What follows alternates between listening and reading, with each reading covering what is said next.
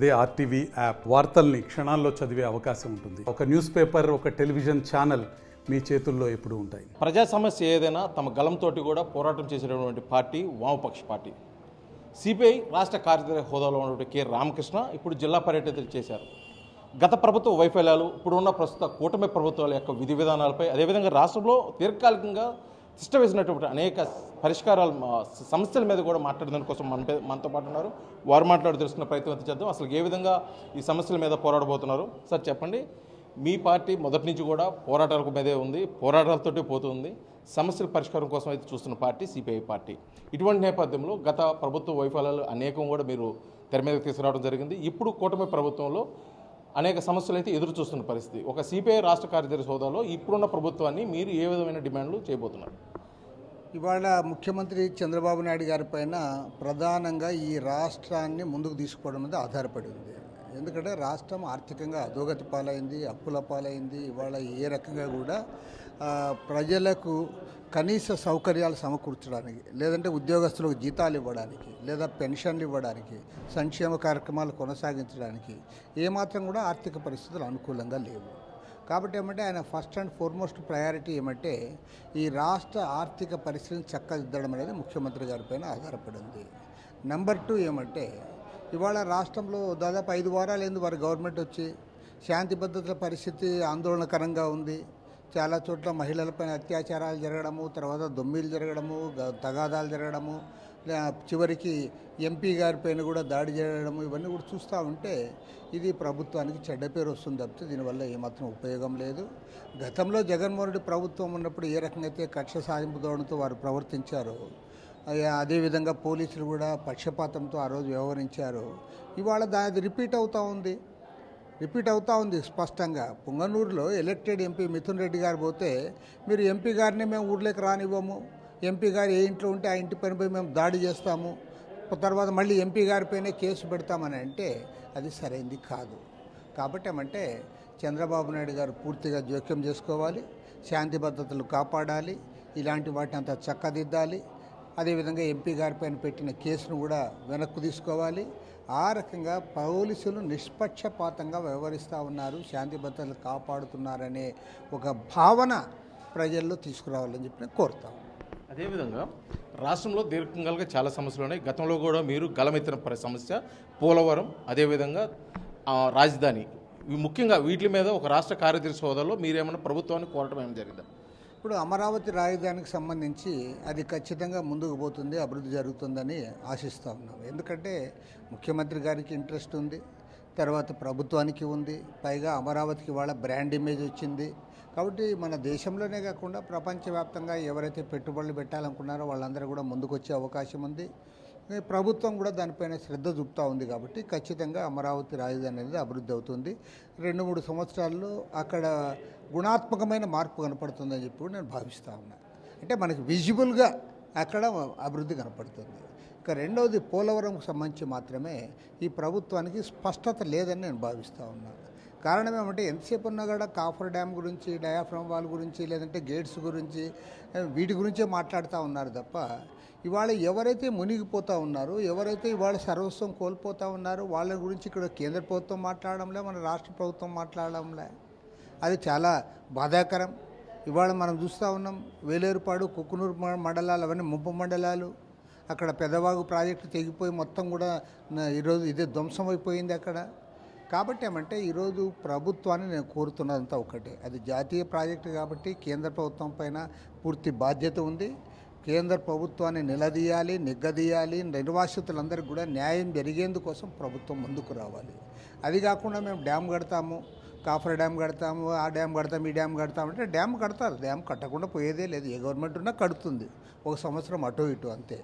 కానీ డ్యామ్ కట్టడమే కాదు, దీని ద్వారా నిర్వాసితులు అవుతున్న వాళ్ళు, ఆ ప్రాజెక్టు రావడానికి ఎవరైతే ఇవాళ సహకరిస్తూ ఉన్నారో వారికి సహకారం అందించాలి, వారిని నిలబెట్టాలి, వారి భవిష్యత్తును మనం చూసుకోవాలి, దానికి ప్రాధాన్యత ఇవ్వాలని చెప్పి నేను కోరుతా ఉన్నాను. అంతేకాకుండా ఇవాళ కేంద్ర ప్రభుత్వము రాష్ట్రానికి ప్రత్యేక తరహా హోదా ఇస్తే తప్ప మన రాష్ట్ర సమస్యలు పరిష్కారం కావు. కారణం ఏమంటే ఇప్పటికే 14 లక్షల కోట్ల రూపాయల అప్పులో ఉంది. ఇంత అప్పులో ఉన్న ఈ రాష్ట్రం ఏ రకంగా కోలుకుంటుంది, దానికి ప్రభుత్వం దగ్గర సమాధానం లేదు. కాబట్టి ఏమంటే ఒక పక్క క్లారిటీతో ముందుకు సాగాలని కోరుతా ఉన్నాను.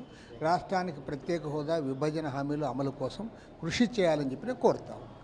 అయితే మీరు చెప్తుంది 2014-19 మధ్యకాలంలో అయితే సరైన మెజార్టీ లేక కేంద్రం మీద ఒత్తిడి తీసుకురాలేకపోయాం. కానీ ఇప్పుడు కూటమి ప్రభుత్వంలో ఉన్నటువంటి జనసేన కానీ, టీడీపీ కానీ, బీజేపీలో ఒక క్రియాశీలకంగా వ్యవహరిస్తున్న పరిస్థితి. ఈ టైంలో మేము ఖచ్చితంగా రాష్ట్రానికి కావాల్సిన అన్ని వనరులు తీసుకొస్తామని చెప్పేసి రాష్ట్ర ముఖ్యమంత్రి హోదాలో చంద్రబాబు నాయుడు చెబుతున్నారు. దాన్ని మీరు సమర్థిస్తారా లేకపోతే వ్యతిరేకిస్తారా? ఇలా ఇప్పుడు వారు ఏదైతే చెప్తారో దాన్ని చేయమని మేము కోరుతా ఉన్నాం. వాస్తవానికి ఇవాళ బీజేపీ గవర్నమెంట్ కాదు, కేంద్రంలో ఉండేది ఎన్డీఏ సర్కార్. అది బీజేపీ గతంలో ఒంటరిగా వారికి సొంతంగా మెజార్టీ ఉంది, ఆ రోజు బీజేపీ గవర్నమెంట్ ఉంది. కానీ ఇవాళ Telugu Desam party, JDU, Shiv Sena party, Lok Janshakti party లాంటి ఇతర పార్టీలపైన ఆధారపడి వాళ్ళ ప్రభుత్వం నడుస్తూ ఉంది. కాబట్టి మోడీ స్వతంత్రుడు కాడు, ఈ పార్టీలపైన ఆధారపడి ఆయన గవర్నమెంట్లో ఉన్నాడు. మరో అదృష్టం ఏమంటే ఇవాళ రాజ్యసభలో వైఎస్ఆర్ కాంగ్రెస్ పార్టీ పైన ఆధారపడినారు. ఎందుకంటే వీళ్ళకి 11 మంది మెజారిటీ సభ్యులు ఉన్నారు అందులో. కాబట్టి ఏమంటే లోక్సభలో తెలుగుదేశం పార్టీ పైన, రాజ్యసభలో వైఎస్ఆర్ కాంగ్రెస్ పార్టీ పైన మోడీ ప్రభుత్వం ఆధారపడి ఉన్న నేపథ్యంలో మన రాష్ట్ర ప్రయోజనాలకు మనమందరం కూడా కలిసికట్టుగా మనం ముందుకు సాగాలి. మీరు మోడీని బలపరిచే దాంట్లో మీరు కలిసికట్టుగా ఉన్నారు. తెలుగుదేశం, వైఎస్ఆర్ కాంగ్రెస్ పార్టీ ఇక్కడే మీరు కొట్లాడుకుంటా ఉన్నారు. ఢిల్లీకి పోతేనే తలా వైపు ఆయన పల్లకి మోస్తూ ఉన్నారు. ఒకవైపు ఏమో చంద్రబాబు నాయుడు మోస్తూ ఉన్నాడు, ఇంకో పక్కేమో జగన్మోహన్ రెడ్డి మోస్తూ ఉన్నాడు. ఇద్దరు కూడా మీరు మోడీ పల్లకి మోస్తూ ఉన్నారు. కానీ రాష్ట్రం కోసం ఇద్దరు కలిసి ఏం అడగలేకపోతూ ఉన్నారు. మీరు ఇద్దరు కలిసి పల్లకి మోయడానికి మీకేం సిగ్గు కావడంలే. కానీ ఏదైనా రాష్ట్రం కోసం అడగాలంటే మేము వేరే, వాళ్ళు వేరే, మేము ఎందుకు అడుగుతామంటారు. అప్పుడు సరైంది కాదు. రాష్ట్రానికి మీరు ఇద్దరు దగా చేస్తూ ఉన్నారు. ఇది సరైంది కాదు. ఖచ్చితంగా రాష్ట్ర ప్రయోజనాల కోసం ఉమ్మడిగా అందరినీ కలుపుకొని అడగాల్సిన బాధ్యత మీ పైన ఉంది. ఆ రకంగా ప్రతిపక్ష పార్టీ నాయకుడు, ముఖ్యమంత్రి గారు కలిసి ముందుకు సాగాలని కోరుతాం.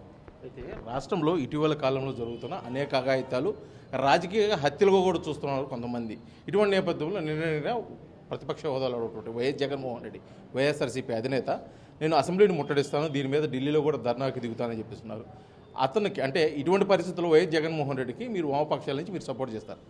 మేము వైఎస్ జగన్మోహన్ రెడ్డికి సపోర్టు, చంద్రబాబు నాయుడుకి సపోర్ట్ అని కాదు. రాష్ట్రంలో శాంతి భద్రతలు కాపాడాల్సిన బాధ్యత ప్రభుత్వం పైన ఉంది. ప్రభుత్వం ఆ దిశగా చర్యలు చేపట్టాలని కోరుతా ఉన్నాం.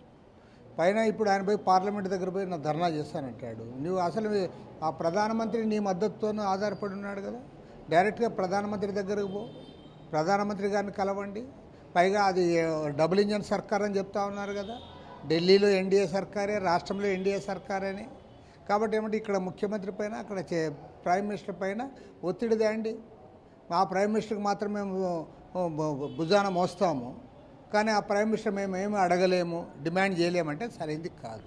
అంటే వైఎస్ జగన్మోహన్ రెడ్డికి ప్రతిపక్ష హోదాలో లేదు. ఐ మీన్ ప్రతినిధి పార్టీ అనే కానీ ప్రతిపక్ష హోదా లేని పరిస్థితుల్లో అసెంబ్లీలకు కూడా రాడు, వచ్చినా ఏం చేయలేడు అనేది ఒకటైతే ప్రచారం నడుస్తుంది. ఇటువంటి పరిస్థితుల్లో అసెంబ్లీకి వైఎస్ జగన్మోహన్ రెడ్డి వస్తారని భావిస్తున్నారా, ఒక రారా, లేకపోతే వస్తే ఏ విధంగా పోరాడాలంటారు? ప్రతిపక్ష హోదాకి దీనికి సంబంధమే లేదు. ఆయన ప్రతిపక్ష నాయకుడే. సాంకేతికంగా ప్రతిపక్ష హోదా లేదని చెప్పుకోవచ్చు తప్పితే ఖచ్చితంగా ఇవాళ అసెంబ్లీలో ప్రతిపక్ష నాయకుడు జగన్మోహన్ రెడ్డి, ఎవరు కాదంటారు. ఇప్పుడు అక్కడున్న పార్టీలు తెలుగుదేశం, జనసేన, బీజేపీ పార్టీలేమో అధికార కూటమి వాళ్ళు. ఇంకా అక్కడ మిగిలిండేది ఓన్లీ వైఎస్ఆర్ కాంగ్రెస్ పార్టీ మాత్రమే. వైఎస్ఆర్ కాంగ్రెస్ పార్టీ ప్రతిపక్షం కాబట్టి దాని నాయకుడిగా ఉన్న జగన్మోహన్ రెడ్డి గారు ఆటోమేటిక్గా ప్రతిపక్ష నాయకుడు. కాబట్టి ఏమంటే ఈ టెక్నికల్ అంశాల జోలికి పోవాల్సిన పని లేదు. ఆయనకి మాట్లాడడానికి అన్ని అవకాశాలు ఇవ్వాల్సిందే. ఆయన మాట్లాడడానికి అన్ని అర్హతలు కూడా ఉన్నాయి as opposition leader and also as opposition MLA. కాబట్టి దానికి ఏమి ఉండదు. పైగా ఇంకోటి ఏమంటే చాలామంది గమనించిన అంశము, ఇవాళ శాసన మండలిలో వైఎస్ఆర్ కాంగ్రెస్ పార్టీకి మెజారిటీ ఉంది. వైఎస్ఆర్ ఇటువంటి పరిస్థితుల్లో జగన్మోహన్ రెడ్డి అసెంబ్లీకి వస్తారా రారా అనేది పెద్ద ప్రశ్న రాష్ట్రంలో నడుస్తుంది. లేదు, ఆయన అసెంబ్లీకి పోవాలి, మాట్లాడాలి. ఇది మొత్తానికైతే రాష్ట్రంలో ఉన్నటువంటి ప్రధాన పార్టీలు వైఎస్ఆర్సీపీ, టీడీపీ, కేంద్రంలో ఉన్నటువంటి బీజేపీ ప్రభుత్వాన్ని చెరువు పక్క పల్లకి మోస్తున్నాయి. అదే పల్లకి రాష్ట్ర అభివృద్ధిలో కూడా దృష్టిలో పెట్టుకొని రాష్ట్రానికి రావాల్సిన అన్ని వాటాలు కూడా వారు పోరాడి తీసుకురావాల్సిన పరిస్థితి ఉంది. అప్పుడే రాష్ట్రం అన్ని విధాలు అభివృద్ధి చెందుతుంది. వామపక్షాల హోదాలో మేమైతే ఖచ్చితంగా రాష్ట్ర అభివృద్ధి కోసం ఏదైతే పెండింగ్లో ఉన్న అనేక సమస్యలు, ఇటు పోలవరం అయితే మీద, రాజధాని విషయం అయితే, అదేవిధంగా ప్రజా సమస్యల మీద అయితే మేము ఖచ్చితంగా ఎన్నడూ పోరాటం తీరుతామని చెప్పేసి కూడా కె రామకృష్ణ గారు అయితే తెలియజేస్తున్న పరిస్థితి. వీడియో జర్నలిస్ట్ లక్ష్మణ్తో శ్రీనివాస్, RTV, ఒంగోలు, ప్రకాశం జిల్లా. మరిన్ని వీడియోస్ కోసం ఛానల్ ని సబ్స్క్రైబ్ చేయండి. లేటెస్ట్ అప్డేట్స్ కోసం వాట్సాప్ ఛానల్ ని ఫాలో చేయండి. అండ్ లింక్ డిస్క్రిప్షన్ లో ఉంది.